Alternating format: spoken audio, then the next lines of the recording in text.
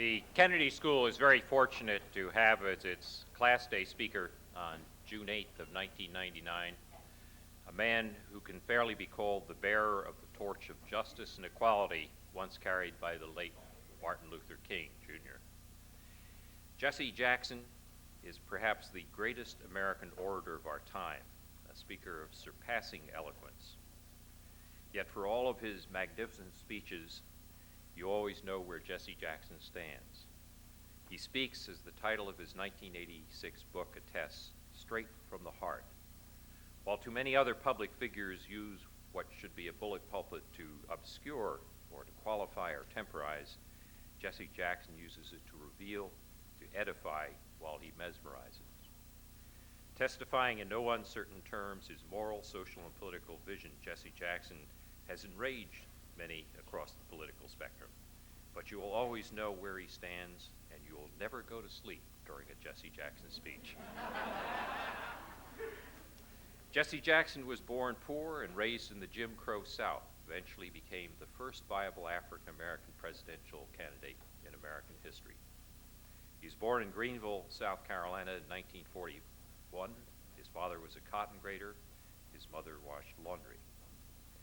He attended the University of Illinois on a football scholarship, 59-60, and transferred to North Carolina A&T State University, where he earned his bachelor's degree in sociology in 1964. And while he was an undergraduate, he led sit-down demonstrations, protests, during the 1963 Greensboro anti-segregation demonstrations. And for that, he was arrested.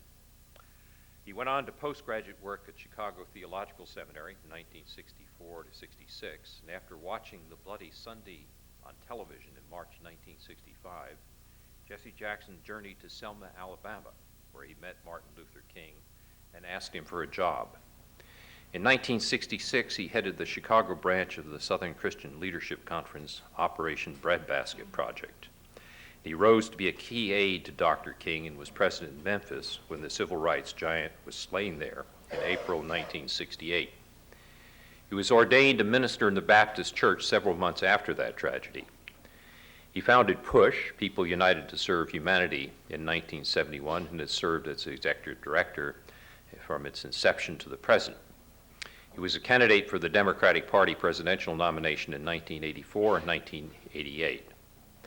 In 1990, Jesse Jackson was elected statehood, or shadow senator, of the District of Columbia. He's engaged in a number of dramatic international diplomatic efforts. In 1983, he gained the release from Syria of a downed American pilot. In 1984, he persuaded Fidel Castro to release 22 Americans and 26 Cubans from Cuban prisons. In 1991, he traveled to Iraq and convinced Saddam Hussein to begin releasing Americans held hostage after Saddam's invasion of Kuwait, and just recently he arranged for the release of 3 American soldiers who've been taken prisoners by the Serbs. In 1997, Jesse Jackson was named the President's Special Envoy for the promotion of democracy in Africa and has visited that region in that capacity on several occasions. Among his many honors and awards, in 1993, Jesse Jackson was awarded the Martin Luther King Jr. Nonviolent Peace Prize. He's been included for several years on the Gallup list of the 10 most respected people in America.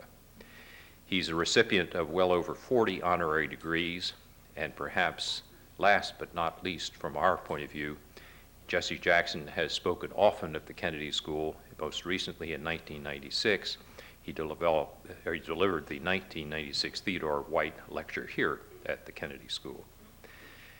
At the end of the day, he's one of the great visionary moral patriots of our time. His grandmother once said of him, "Jesse can see." Speaking here at the school in 1996, he declared, "America is a liberal idea. America is a generous idea. The idea that you could build a nation from the rejected stones of other countries. The price of admission, yearn to breathe free."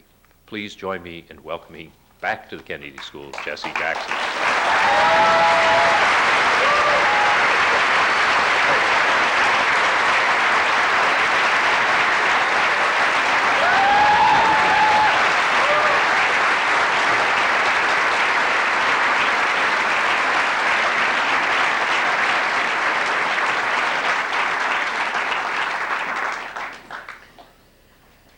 Let me express my thanks for such a kind and generous introduction and for your commencement adjustments to my torrid schedule. I'm sure if I had come tomorrow, you would have been in your robes, but it's that kind of an affair. I'm glad to be with you again today. I extend my heartfelt congratulations to all who are in attendance today, to the students who've learned and persevered, to the parents who have sacrificed. All parents stand. Stand up, parents. Give the parents a big hand.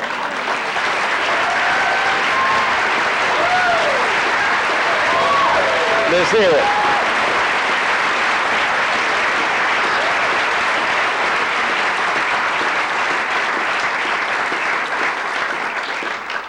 To the grandparents who built the foundation on which this great day stands, to the teachers who've imparted wisdom, and to the administrators, well, whatever it is that y'all do, I congratulate you as well. Every generation faces great challenges. Each of you, as future leaders, will play an important role in the struggle. But these challenges are too great for individual heroism alone. The story of America is filled with chapters of regular people uniting to overcome nearly insurmountable odds, how they chose change over the status quo, and how they would not rest until that change was realized. Each generation did remarkable things. They fought a civil war to end slavery. They fought World War II to combat Nazism, to preserve freedom and democracy. They provided a big part of the energy and idealism that fueled the civil rights movement. They ended legal segregation, the establishment of a universal right to vote, and the birth of universal access to public education did not happen by accident. They happened because past generations, at their moment of truth, stood up and they were counted. They happened because people put themselves on the line, sometimes even risking their lives for their conception of the public good. Hopes and dreams, forward by hopes and dreams, not backwards by memories and recycled pain. It's the hopes and dreams of each generation to propel our nation in the right direction. So let us ask ourselves on this day of commencement, what are the special challenges, the special public challenges, the special moral challenges by which this generation will be judged? First and foremost, the enormous run-up in wealth that our nation has enjoyed over the course of the past 7 years must be more broadly shared.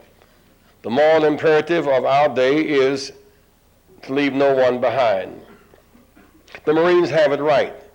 There is no honor on the field of battle for those who saved themselves at the expense of their fallen countrymen, buried the dead, saved the wounded.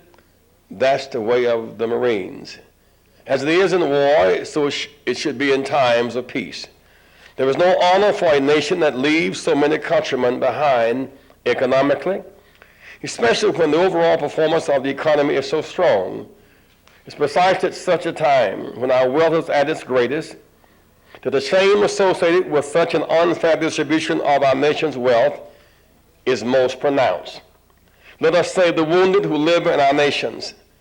Let us leave no American behind. Leave no Nigerian behind, no Korean, no Brazilian, no Turk.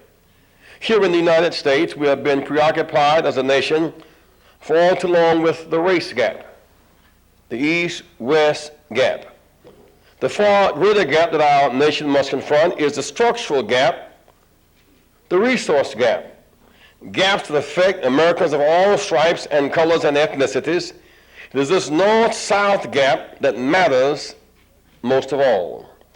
These structural gaps affect the white folks who live in Appalachia, as sure as they affect black folk who live on the west side of Chicago.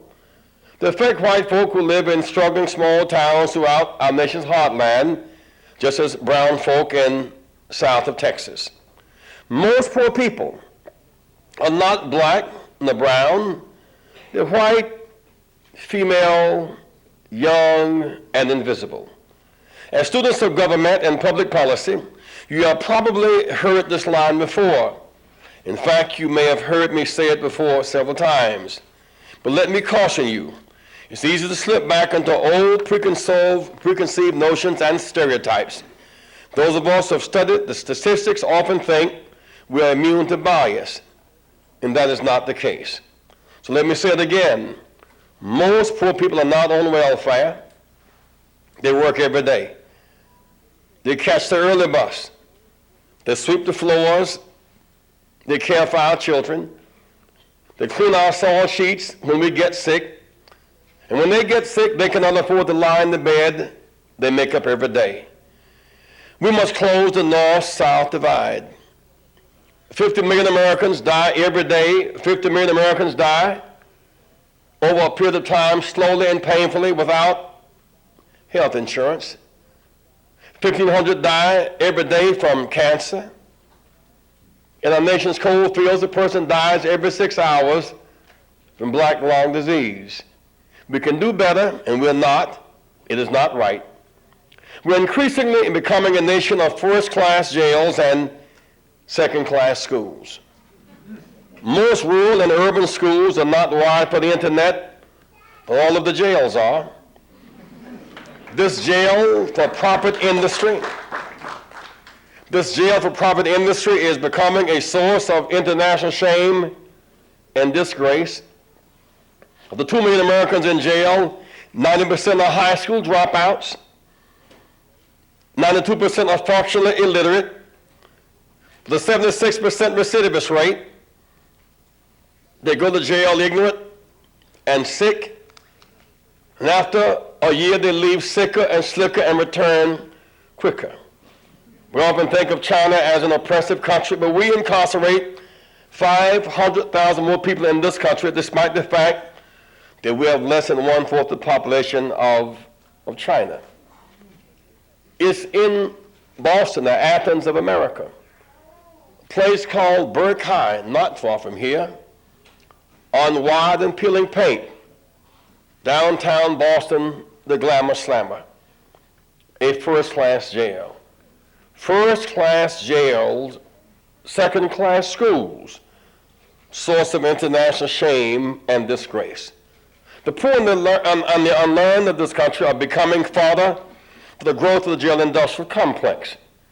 We're a nation that, in the midst of such extraordinary wealth, permits 1 in 5 of its children to grow up in poverty. And that's not right. We've shown the capacity to respond to the urgent appeals of nations around the world to help close the resource gaps. We set up a Polish-American Development Bank to greatly subsidize loans to start up businesses in Poland. We instituted a development bank for South Africa. We have done these things and much more. But the vision we seem to possess in international settings seems somehow to be blocked when it comes to opportunities here at home.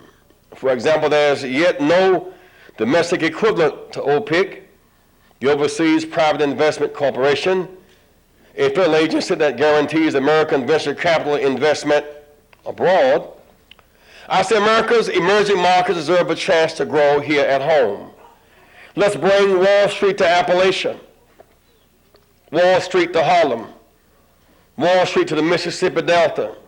Let's make a dream of the entrepreneurship, a dream within the reach of all Americans in every neighborhood in this country. Yes, we must close the race gap. Problems associated with race continue to be the scourge that prevents America from fulfilling its essential promise as a nation.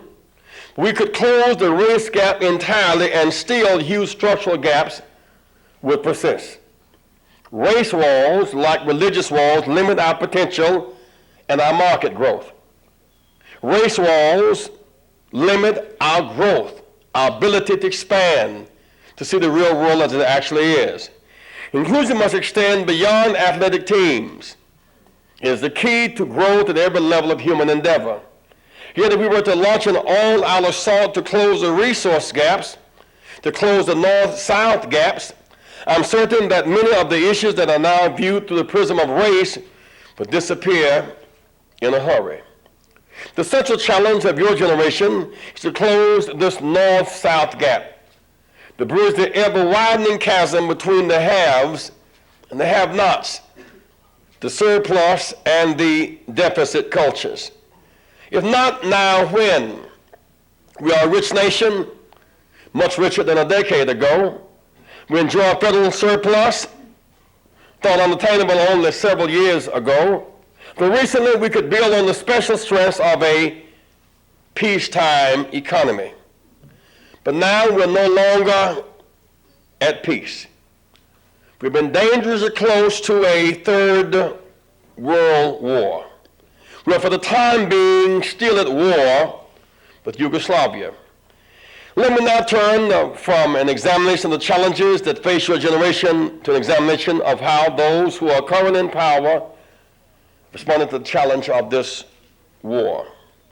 Let there be no doubt about what has transpired in the course of our conflict with Yugoslavia. We were so certain that the immediate success of a bombing campaign that we ignored the United Nations process for consideration of this military act. Fearing a Russia or Chinese veto vote in the Security Council, as a result, we have reduced the strength and the credibility of the United Nations. In the absence of a role for the United Nations, the military option becomes predominant. When we choose to work with the United Nations selectively, we undermine our moral authority on the world stage. Because I believe that we should always give preference to non-military options, and because I believe America is strongest when our moral authority is greatest, I believe our nation must honor and strengthen the role of the UN in world affairs. I do not question our nation's intent, our president's intent when it comes to the rationale for intervention in Kosovo. Our purpose was moral and clear. I am not should anyone else be anything other than clear and steely-eyed when it comes to the motives and conduct of a man like Milosevic. The practice of ethnic cleansing is reprehensible and barbaric. It's a crime against humanity. It must be opposed. How can anyone with a heart or a conscience not be moved to tears by the plight of the Kosovo refugees? Our intentions were pure, but good intentions alone do not suffice in the crafting of foreign policy. Good intentions are not matched by good strategy yield unintended consequences. And the law of unintended consequences is in full force in Yugoslavia today. When we circumvented the UN, our intent was to avoid engaging Russia and China. Today, we and our NATO allies are forced to rely on Russia as a principal negotiator in the still unfolding drama. We provided that nation with a much-needed shot in the arm, boosting its credibility and diplomatic acumen. We decided to ignore for a moment that its next president may very well be nationalistic in outlook, anti-West, and anti-NATO in conduct. China? Well, who knows what sort of deal is yet to be worked out to get their support. Tibet, Taiwan, human rights, spying. We didn't intend to need Russia, but we need them more than ever. Unintended consequence. We didn't intend to need China. We'll have to pay a price to get them on board. Unintended consequence. We began bombing Yugoslavia. Our intent was to finish the job in a week. We underestimated our foe.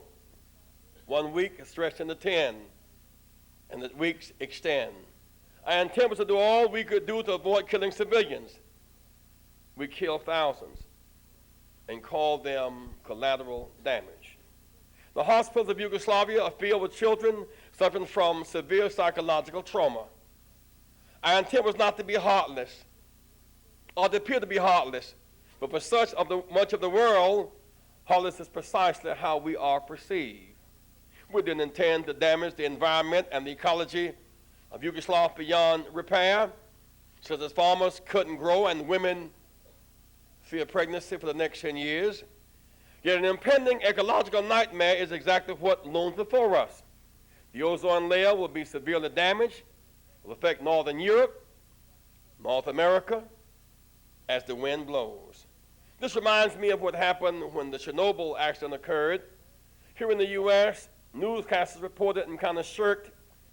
Today, Chernobyl, the Russians are having a problem. The Russians are not as excellent as we are. There's a crisis in Chernobyl. The Russians did have a problem, but then the wind blew, and Western Europe had a problem. And it kept blowing, and cows in Oregon had a problem.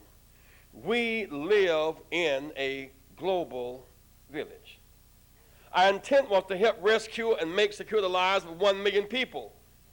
We've disrupted the lives of 14 million people. 10 weeks later, Milosevic is firmly entrenched politically. Bombing served to ultimately stimulate, not deter expulsion. It served to bring greater unity and nationalism, not divide and weaken. Our intent was not to spend a large part of our federal surplus on costs associated with this war.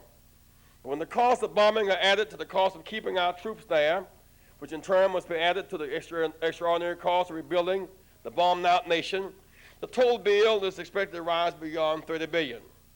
The U.S. share will be huge. Every bomb drop, $1 million. Every Tomahawk missile, $1.4 million. Now, our intent was never to diminish the moral standing of our country in the eyes of the world. But this is a war that has been sorely lacking in anything approaching enthusiastic support from our own citizens. The fact that no NATO soldiers have perished as a result of the fighting has tempered protests. But God does not value the life of a German, a Frenchman, above that of an Albanian. People are dying. The cost to humanity is great. Let us not, as Americans, fail to recognize a clear element of our behavior as a nation that diminishes our claim to the high moral ground. Our lack of regard for African refugees at a time of such extraordinary commitment to European refugees creates moral exposure. A moral exposure that both reflects and extends into the domestic life of our nation. Let me tell you a tale of two continents. A few weeks ago, I helped to negotiate a ceasefire in the worst civil conflict of a harsh decade. I was honored to receive President Clinton's appreciation for working with 3 international leaders that bring about this vital step towards peace in Sierra Leone. I helped broker the release of 2,000 prisoners. This conflict, which has continued for nearly 8 years, has claimed over 500,000 lives and displaced over 1 million refugees. Peace, if it follows, will stop more needless suffering and end the destabilizing of a vital region. Yet even well-informed Americans have heard little about either the conflict or the ceasefire in Sierra Leone. That's because the war was in Sierra Leone in Western Africa. It was waged outside the glare of the cameras and beyond the eyes of Western journalists. The horrors of the war in Sierra Leone have been worse than those in Kosovo. The cameras were not there to bring it into our living room. The story of 2 continents, Europe and Africa. In Europe, the graphic coverage of the horrors in Kosovo helped to galvanize public concern and move the government to act. The crimes inflicted on the Kosovars are terrible in scope. So the Kosovars have the commitment of NATO, the attention of the global community, the promise of the U.S. and its allies for aid and reconstruction. The Congress just appropriated $13 billion for a war in Yugoslavia and the support of the Kosovo refugees. The President's pledged a Marshall Plan for the region to reconstruct when the fighting is over. Sierra Leone shares the horrors, but not the hope. There is no public outcry against the violence, no commitment for aid to reconstruct the country. The only peacekeeping forces offered were supplied by Africans themselves, the U.S. providing only $15 million to help support their activities. The discrepancy in treatment noted across the world. The U.S. undermines the credibility of its humanitarian purpose in Kosovo when it ignores worse crisis in Africa. Sierra Leone provided the ancient homelands for many slaves that were brought from South Carolina and North Carolina and parts of Georgia. We have as many, if not more, cultural and ethnic ties to Western Africa as we do to the Balkans. The conflict there is far more destabilizing than that in Yugoslavia. Agencies like UN High Commission for Refugees spend 11 cents for every African refugee, $1.23 for every Kosovo refugee, one reconstruction for one chastisement and advice. It says much about the value of an African life. African Americans are 12% of the American population and 55% of the jail population. It's an unbroken line of painful degradation. 2 continents, 2 tragedies, 2 treatments. Yet a much smaller investment in attention, resources, and concern in Africa would have a far greater impact on hope and peace. Let's give a chance in Sierra Leone as we search for peace in the Balkans. This discrepancy is just one more unintended consequence. We didn't intend to reveal bandit in Kosovo while advocating in other parts of the world, but there are fissures in our own society that have yet to be worked out. We will reveal them nonetheless. Let's bow at this particular time, at a moment when we fervently hope and pray the bombing in Yugoslavia is about to come to an end, that peace might prevail to avoid other foreseeable consequences of short-sighted behavior. I have thought a lot about why good intentions have gone awry in Yugoslavia. So I keep coming back to one possible explanation. I wonder whether our new status as the sole military superpower in the world has clouded our judgment. We are virtually invincible on the field of battle or in the air. No nation can compete with us when it comes to ability to wage a war and drop bombs. Is it possible that we place too much stock in this seeming invincibility? Are we too quick to seek a military solution? Are we too willing to put all our eggs in that basket? We're ready to believe too quickly that bombs will force any foe into immediate submission. If it takes 11 weeks to broker a deal in Yugoslavia, how long would it take if we fought Russia or China? Do we suffer from the idolatry of might, the arrogance of power? Remember the book 2 Samuel. David learns of the deaths, the seemingly invincible Saul, his tormentor and his hero, and his friend Jonathan and his 2 brothers. David heard the news that Saul had been killed. His 3 sons, including Jonathan, had been killed. How could the mighty Saul die in battle? And his 3 boys. The messenger said, they're dead. David says, how do you know? He said, Saul was hit with a bow. And he didn't want to be humiliated, so he asked me to finish it off. And so I did it at his request. David's first reaction in his pain was to have the messenger beheaded. Kill the messenger. His second reaction was to close down the press. Tell it not in Gath. Proclaim it not in the streets of Ashkelon, lest the daughters of the Philistines be glad, lest the daughters of the uncircumcised rejoice.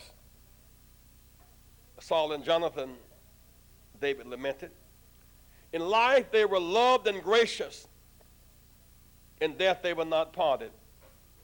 They were swifter than eagles. They were stronger than lions. He lamented how the mighty have fallen. The weapons of war perish. What makes the mighty fall? Because they feel they are mighty and even almighty and invincible. And they underestimate their foe. And they learn to believe that might is right. How the mighty have fallen. There are dangers inherent in the role of being the world's only remaining superpower. Let's avoid the temptation of arrogance. America has three principal weapons in its arsenal: missiles, morals, and minds. We must not permit overconfidence in missiles to close our minds, undercut our moral authority. You see, war is easier than peace. War is one-sided. It can be waged unilaterally. Peace requires two sides. It requires that all players come to the table. Peace involves reconciliation. It requires building bridges, trust. In this way, we can create the conditions for peace. True peace, lasting peace. The kind of peace that is something more than the absence of conflict. In this sort of peace lies hope. The peace allows swords to be beaten into plowshares and spears to pruning hooks, such that the weak may say, "I'm strong." Then nation shall not lift up sword against nation, nor learn war no more. Let me move now from the realm of international relations into some important local issues. Issues that will require hard choices by leaders of this academic community between here and the Charles River, or just on the other side of town. My colleague and brother, William Julius Wilson, has helped bring light to a disconcerting state of affairs at this otherwise remarkable institution. As you doubtless already know, the 107 professors teaching at the Kennedy School, only 6 are black, only one of whom was tenured with 2 others on the tenured track. The figures for Latino and Asian American faculty are equally startling. It's not about brains and character. It's about opportunity and a flawed history and cultural bias. In my view,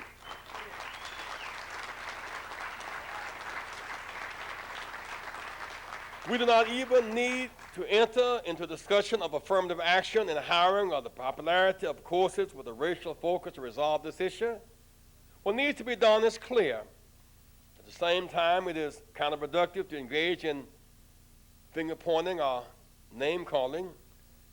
Dean Showers has communicated to the community that this is a genuine concern of the administration, and I believe him. Let us see some bold action in the face of this challenge. Institutions like the Kennedy School of Government have the ability to move with alacrity if they so desire. Don't let anyone tell you otherwise. I challenge the administration of the school to double the number of tenure-track minority faculty members in the year. 2 years if absolutely necessary, or then can we negotiate around the margins. The current population is out of line with its own time as it is with its own reason. If justice is to be taught, let justice be done.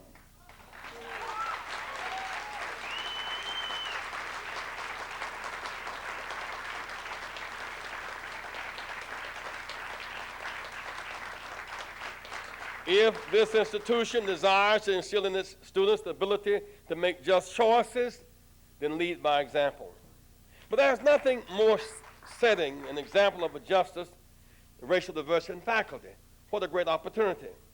Although African Americans, Asian Americans, and foreign nationals in the academy have an uphill battle, they do have advocates, positions of power and responsibility.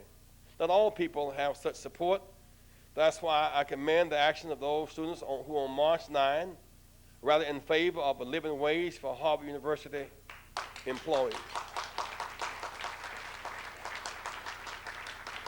Because we measure our character not just by tenured faculty members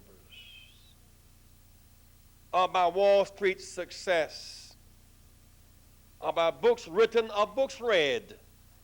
We measure character by how we treat the least of these, the janitors at this school, the cooks, the maids, cannot buy bread cheaper, cannot buy milk cheaper, cannot buy gas cheaper. And they too should see their children graduate from the school one day. That's a legitimate dream and ambition.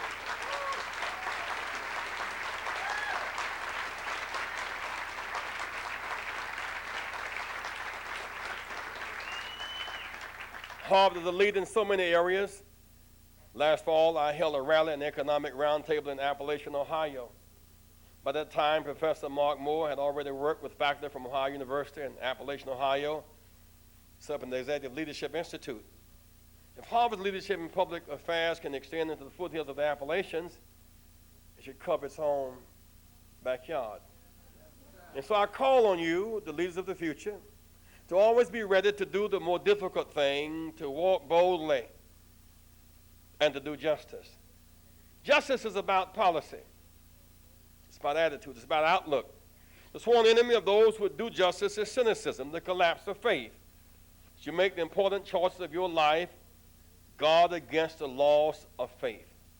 To combat cynicism, we must rely on the characteristics of our youth: idealism, optimism, enthusiasm, courage. It's easy to be cynical, far more difficult to act in faith. No matter what your circumstances may have been, you have the ability to dream and aspire beyond your historical circumstances and make the next generation better. Jesus was born in the slum to a teenage mother under social controversy, engaged to, not married to Joseph, had to walk 35 miles by night in the winter over unpaved road, riding a donkey. Got to the innkeeper, had to pay taxes, and neither had the right to vote.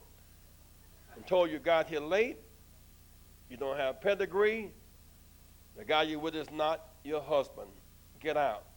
You're about to become a single parent. Have the baby outdoors in the slum in the wintertime. The first breath he inhaled was that of animal manure. Jesus was born in the slum. The slum was not born in him. We can rise above our circumstances. That's the great message of Christmas.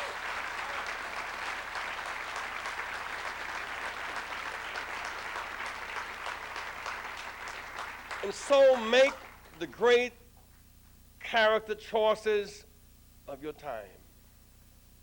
We came back from Yugoslavia. I was hailed as a hero, rescuing 3 American youth from Yugoslavia.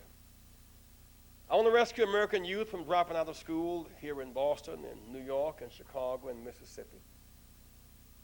Rescue them from teen pregnancy, from dropping out of school, from drugs, easy access to guns. And children were shooting each other in inner city Boston and New York and Chicago and LA. They were called gangbangers, and something was wrong with their mama and their daddy. But when they did it in Pearl, Mississippi, and Paducah, Kentucky, and Colorado, we said something wrong with the gun manufacturers. We live in a global village. None of us are saved. All of us are saved. And so break the shackles of cynicism. We were told by the government, don't go to Yugoslavia. You have the right to go, but don't go because it's dangerous. We make you only one promise: if you go, the bombs will not stop falling. Don't go. If you're killed, we'll give Milosevic propaganda. We'll also give my wife status of widow. Cynicism, fear, don't go. But what about our boys in jail?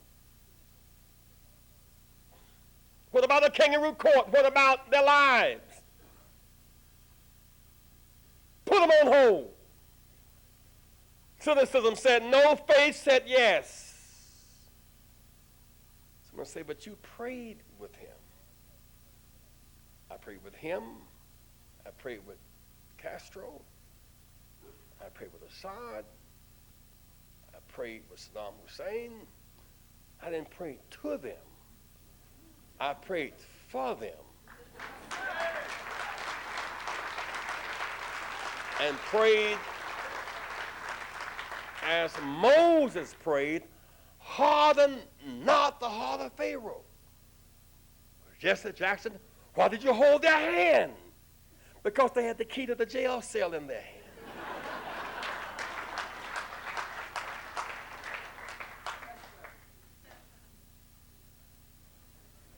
Forward by hopes and dreams, not backwards by fear and recycled pain. You'll leave here with this Harvard degree, maybe a chip or log on your shoulder. Vanity will ask the question, is it popular? Politics will ask the question, will it work? Is it feasible? Morality and conscience will ask, is it right? Beyond the compass of color and culture, there's the high ground of character. And in the end, it is this character test. Brains and smarts have their special place. But in the end, it is our character, our capacity to care. One day, Jesus told of a man walking down the street, attending to his business, and two thieves left their hideaway and robbed him, beat him, and left him to die. Jesus said the man who was beaten is not a hero, he's a victim. He was in the wrong place at the wrong time. Today, TV would put the beaten man on TV and show his blood oozing and saying, back for more at 10 o'clock, he's a hero. Now, the hero is a victim. The hero, he said, I'll measure the hero by how people respond to the beaten man. So, he said, the minister, the rabbi, the reverend, the man of God, the man of institutionalized religion, saw him bleeding. Assume he had done something to earn the beating. Prayer book in one hand, song book in the other. He went to the other side of the street and kept walking, looking heavenly, going heavenward, ignoring a dying man. Another man of his own ethnic group, his own ethnic kin, the Levite, my ethnic brother, my kindred brother. Saw him bleeding, saw him dying, didn't want to get involved. Other side of the street and kept walking. A man came from another country, another religion, who spoke another language, who served God in a different way, who didn't even have a green card. He stopped and helped him up. Beyond color, and culture, and comfort is something called character. Have pride in your grace, but don't worship it. You did nothing to earn it. Have pride in your color. You did nothing to earn it. Have pride in your culture. You didn't invent this language. It's rhythm, it's music. Have pride in what you helped to create. You have integrity because you meant to. You made a choice. You helped somebody because you chose to. You lifted the downtrodden because you affirmed yourself by getting bigger than yourself. And so, there was not long ago in California, Rodney King driving down the road and beaten nearly to death by full racist white police. But don't assume all police are racist on that basis. The fact is, a white photographer named George Halliday heard the cries and saw the beating. George Halliday, a photographer, could have said, that's not my business. Could have said that black does not live in our neighborhood. What's he doing out here? Could have said all the police couldn't be wrong. Could have said, I'm not going to get in trouble. He could have taken the pictures and kept it for dirty movies. But something about his upbringing, about his mother, father's advice, some pastor's sermon, some character button went off within him. He could not contain himself. He bucked the risk. We know about Rodney King because a white photographer named George Halliday filmed it. He's received no honorary degrees from no college. He's received no special honor. The character hero. We know Rodney King, the beaten man. We know the police. But the man of character is still in the margins. And then when they were released from jail, 4 young black youth became irate. They saw a white truck driver, Reginald Denny. They snatched him from the truck and tried to beat him to death. Out the door he came, across the head of the block. They hit him. They tried to kill him. 4 young blacks from their individual homes saw it live on TV. They left their individual homes and saved him from them. Took him away. Lest you think all young blacks are antisocial. And they rushed him to hospital where one young black doctor, one affirmative action doctor, performed surgery and saved him.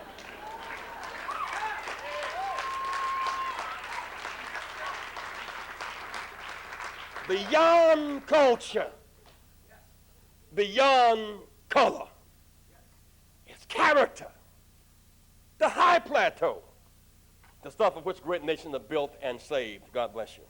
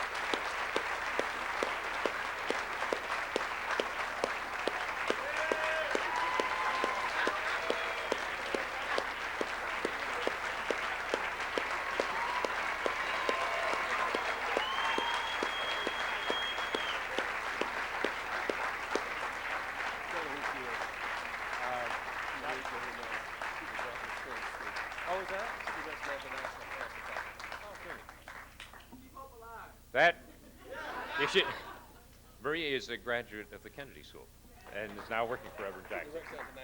Directs International Affairs.